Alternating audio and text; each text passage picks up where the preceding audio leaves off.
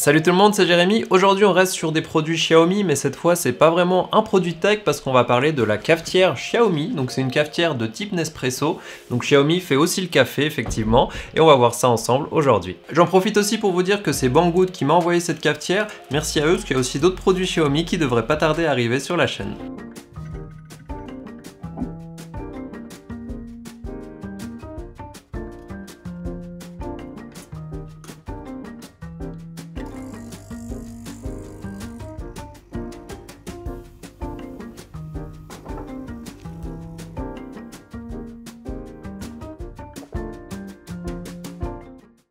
Si vous êtes nouveau sur la chaîne, moi c'est Jérémy. Habituellement on parle plutôt de produits high-tech, mais comme vous le voyez, des fois on fait quelques exceptions. Donc si ce type de contenu vous plaît, n'hésitez pas à vous abonner et on commence tout de suite.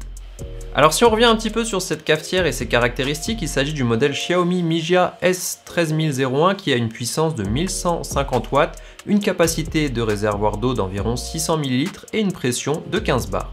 Comme dit en introduction, on va pouvoir utiliser des capsules Nespresso, donc c'est ce type de capsules, ça peut être aussi celles qui ne sont pas vendues par Nespresso, comme ici c'est l'or, il y a du Lavazza, etc.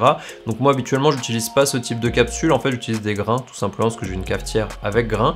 Donc là pour le test, j'ai pu acheter 2-3 capsules comme ça, juste pour vous montrer. Dans la boîte on va aussi recevoir un adaptateur pour la France, une documentation et le réservoir. On a juste à assembler le réservoir, celui-ci est amovible, ce qui est pratique justement pour le remplissage. Niveau design, le produit il est assez sympa, on reste sur quelque chose de simple qui devrait facilement s'intégrer dans un intérieur moderne, avec la couleur blanche qui reste commune sur toute la gamme Xiaomi.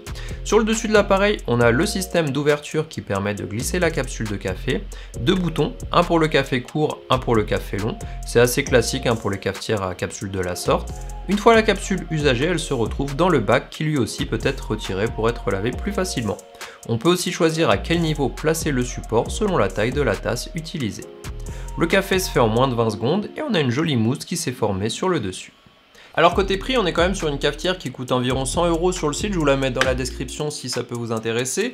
Ici, on est sur une cafetière qui va faire à peu près la même chose que toutes les cafetières de ce type-là. Le goût sera le même, je pense que vous passez d'une cafetière comme celle-là ou d'une autre marque. Après ici, on a la touche Xiaomi en plus, donc ça reste design, surtout si vous avez déjà différents produits de la marque, ça vous permet d'avoir à peu près le même style qui reste dans toute la maison. Ici, il faudra juste penser que du coup, comme c'est un produit qui est vendu en Chine, normalement, on va devoir utiliser un adaptateur vers la France. Donc il faut juste penser à ça, là il était fourni avec de toute façon. Donc voilà, j'espère que cette vidéo vous a plu, c'était une vidéo courte, on est sur un appareil qui sert juste à faire du café, donc il n'y a pas forcément non plus énormément de points techniques ou de points avec une application ou autre. Maintenant j'espère que Xiaomi va se mettre à faire des tireuses à bière et des barbecues, parce qu'il commence à faire beau et ça me dérangerait pas de tester ces produits en profondeur. Donc en attendant, on se voit dans une prochaine vidéo.